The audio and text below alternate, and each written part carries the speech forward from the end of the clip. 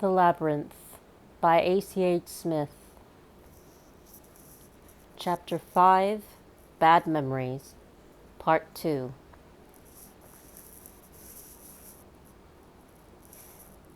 Sarah sat on the floor of the black cell, wishing she had asked the helping hands to take her up the shaft, towards the light. What could she hope for in this place? 4 of her senses sharpened in the darkness. She detected a little scratching sound. "Who's there? Who's there with me?" Her body was tense with alarm. "Me," a gruff voice replied. There was another noise of scratching, followed by a glare of light as a match ignited, and in turn set a torch aflame. Hoggle was sitting there on a rough bench, holding the torch up so that he and Sarah could see each other. "Oh," she said, "I'm glad to see you, Hoggle." She was so relieved she could have hugged him. "Yes, well," Hoggle said brusquely, as though he were slightly embarrassed by the situation. "Well, nice to see you, too." Sarah went to stand beside him in the torchlight. "What are you doing here? How did you get here?" Hoggle shrugged and half turned away. "I knows you are going to get into trouble soon as I sees you, so I've come to give you a hand." A helping hand, Sarah thought, and shivered. She had had enough of them. "You mean," she asked, "you're going to help me unriddle the labyrinth?" "Unriddle the labyrinth," Hoggle answered scornfully. "Don't you know where you are?" She looked about her. In the circle of torchlight she saw stone walls, stone floor, stone ceiling. One rough wooden bench was the only luxury. "Oh, she's looking around now, is she?" Hoggle's scorn had turned to sarcasm. "I suppose the little miss has noted there ain't no doors. Just the hole up there." Sarah peered as hard as she could into the shadows and realized that he was right. "This," Hoggle was saying, "is an oubliette. The labyrinth's full of them." She was stung by his knowing, mocking tone of voice. "Really?" she replied, matching his sarcasm. "Now fancy that." "Don't try and sound smart," he told her. "You don't know what an oubliette is." "Do you?" "Yes," Hoggle said with a touch of pride. "It's a place you put people to forget about 'em."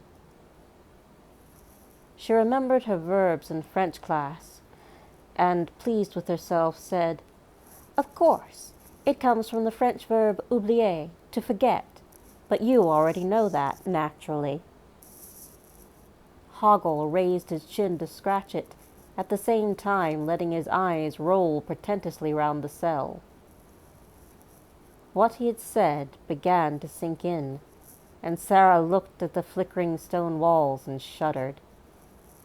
To forget about them. Was that what Jareth was doing with her? Just forgetting about her. She began to feel indignant. It wasn't fair. He had challenged her to this contest.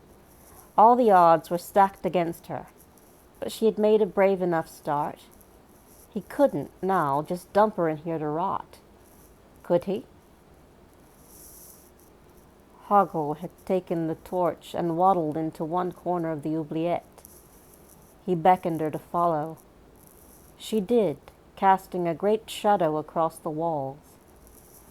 Lying in the corner was a skeleton, on its back, knees bent, head propped against the wall. She put her hand to her mouth and was about to scream, then thought better of it. She would force herself to remain cool. "You see," Hoggle was squinting up at her, "this labyrinth is a dangerous place. No place for a little girl." She looked at him. Who was he calling little? He nodded at the skeleton. "That's how you'll end up if you keep going, in an oubliette like him. A lot of bad memories in the labyrinth, I can tell you. What you gotta do, little missy, is get out of here. But I must find my baby brother. Forget all that. Now it so happens, Hoggle said, scratching his cheek with a forefinger, that I knows a shortcut out of the whole labyrinth from here. No, she said at once. I'm not giving up now. I've come too far. I've done too well. He nodded, and in a smooth voice assured her, You've been wonderful. He shook his head and made a sucking noise on his teeth. But this is only the edge of the labyrinth. You've hardly started. From here on in, it gets a lot worse. There was something in his confidential tone that made Sarah suspicious. Why are you so concerned about me? She asked him. What? Hoggle sounded aggrieved. I am. That's all. Nice young girl. Terrible black oubliette. Listen, Sarah interrupted him. You like jewelry, don't you? He pursed his face. Why? He asked slowly. You've got some very nice pieces. She pointed to the chain of ornaments dangling from his belt. In the torchlight she could not be sure, but she fancied that a smirking little blush was on his whiskery cheek. Thank you, he said. If you'll help me through the labyrinth, she took a breath, I'll give you... She slipped her bracelet off. It was only a cheap plastic thing, not one of the special ones that her mother had given her, and which she wore when she was going out. This, she concluded, holding it out to him. Hoggle licked his lips and eyed the bracelet appraisingly. You like it, don't you? She could see that he did. He also had an eye for the ring on her finger. That had no intrinsic value either, though Sarah was fond of it because her mother had worn it when playing Hermione in The Winter's Tale. So, Hoggle said. Tell you what. You give me the bracelet, and here's what I'll do. I'll show you the way out of the whole labyrinth. How's that? You were going to do that in any case, she pointed out. Yes, he replied. That's what would make it a particularly nice gesture on your part. He held his hand out. Oh, no. Sarah withdrew the bracelet abruptly. For this you must show me the way in, the whole way. Hoggle snorted. What makes little miss so certain I knows my way through it? Well, she answered, you got here, didn't you? What? Hoggle clucked, shaking his head.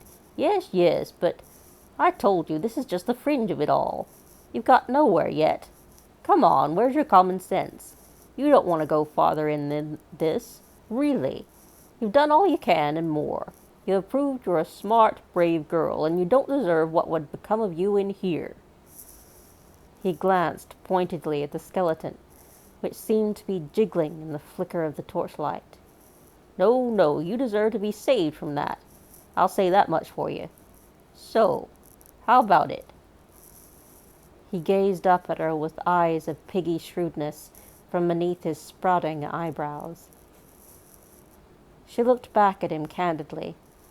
Whatever his game was, he played it badly. She had to bite her lip to stop herself from giggling at him. I'll tell you what, she said, narrowing her eyes. If you won't take me all the way through the labyrinth, just take me as far as you can, and then I'll try to do the rest of it myself. He looked disgusted with her. Pshaw! Of all the headstrong numbskulls I ever came across. Sarah dangled the bracelet before his eyes. Fair deal, she offered. No strings. One bracelet, How about it? The bracelet danced in her hand, and his eyes were dancing with it. Grudgingly he asked, What is this, anyway? Plastic?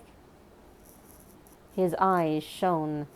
Then he raised his stumpy arm for Sarah to put the bracelet onto his wrist. He looked at it there and could not conceal his pride. I don't promise nothing, he said, but, he grunted resignedly, I'll take you as far as I can. Then you're on your own, right? Right, Sarah agreed. He nodded. His eyes were still shining as he looked at the bracelet on his wrist. Plastic, he murmured, thrilled.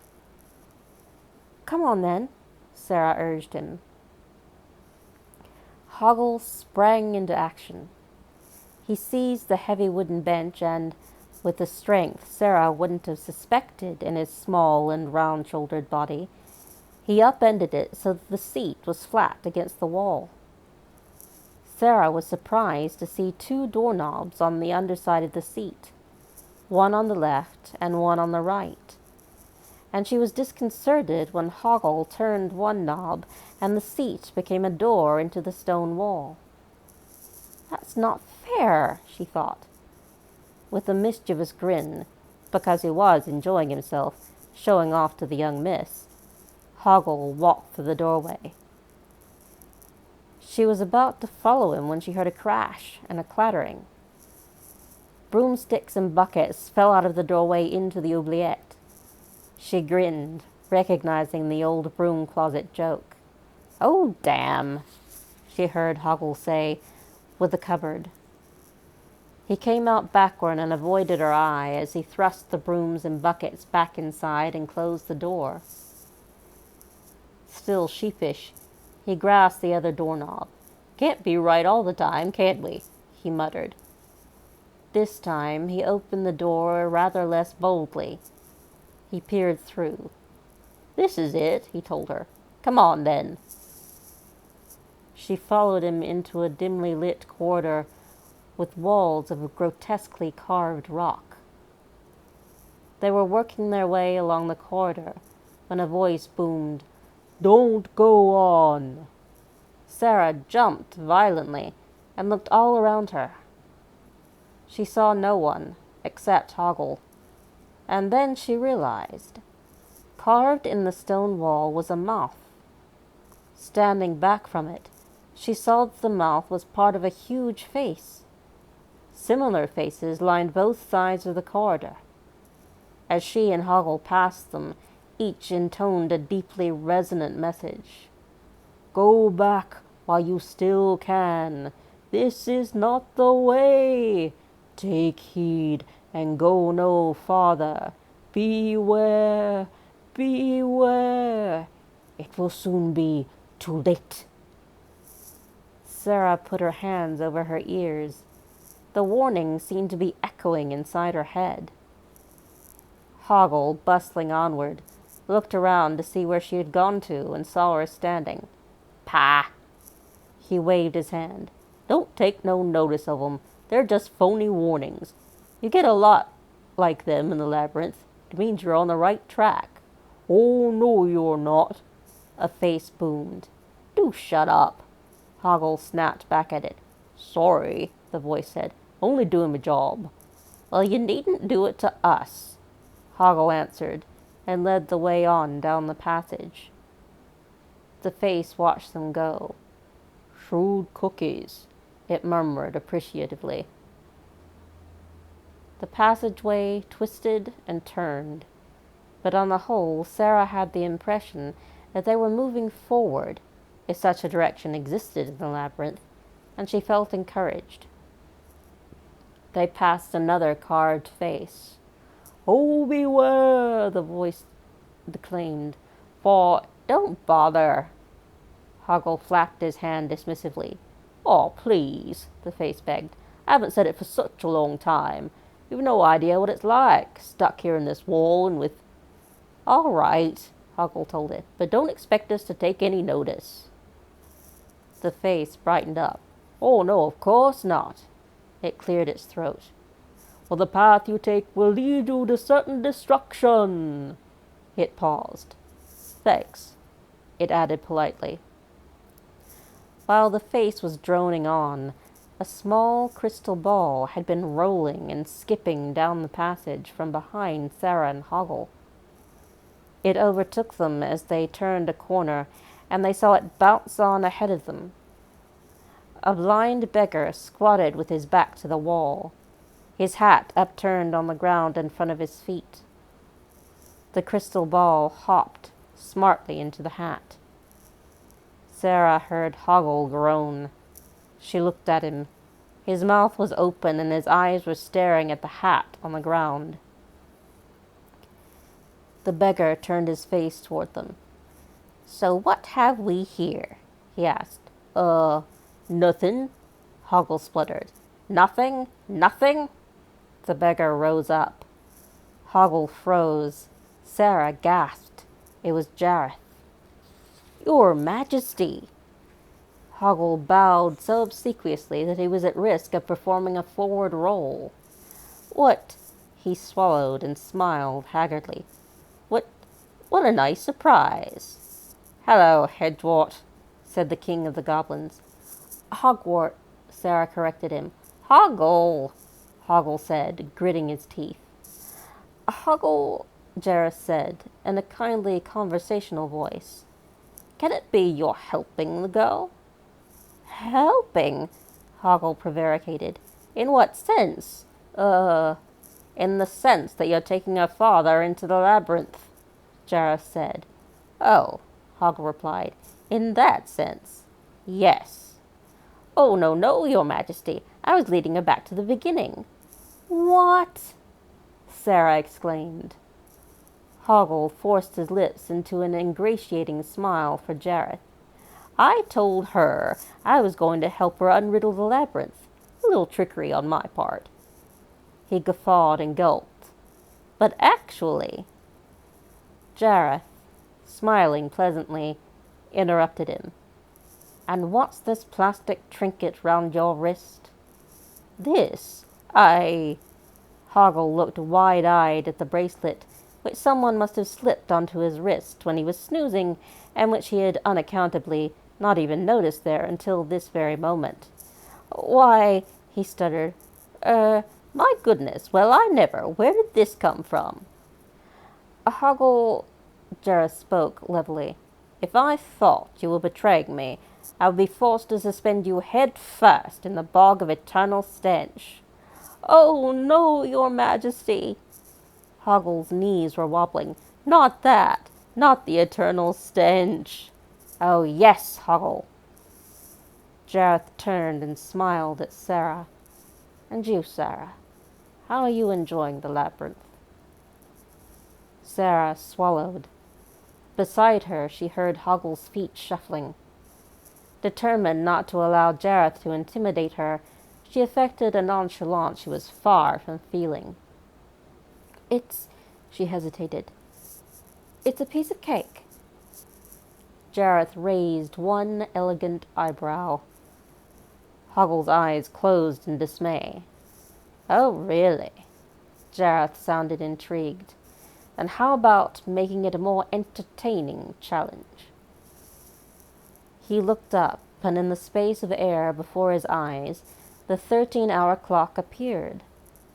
He gestured gracefully, and the hands visibly began to turn faster. That's not fair, Sarah said. You say that so often. I wonder what your basis for comparison is. Jareth took the crystal ball from his hat and tossed it back down the tunnel again. At once, from the darkness, came a noise, a crashing, whirring, trundling noise, distant as yet, but getting closer all the time and louder. Hoggle's face was a mask of panic. Sarah found herself instinctively shrinking away from the approaching din. The labyrinth is a piece of cake, is it? Jareth laughed. Well, now we can see how you deal with this little slice. While his mocking laugh still rang, he vanished. Sarah and Hoggle stared along the passageway.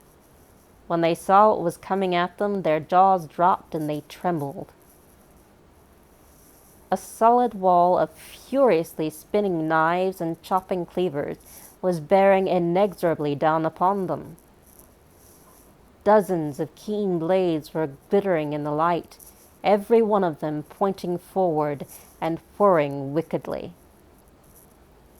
The wall of blades completely filled the tunnel, like a subway train, and it would chop them into little pieces in the blink of an eye.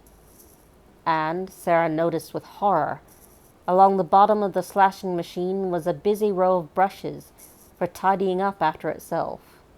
"The cleaners!" Hoggle shrieked and took off. What? Sarah was so terrified she was mesmerically rooted where she stood. "Run!" Hoggle's shout came echoing back from some distance away and brought her to her senses. She dashed after him. The slashing machine came clanking and trundling remorselessly on behind them. All it needed for the story to finish now was that they should come to a dead end. Around a corner, they found one. A heavily barred door closed the tunnel in front of them.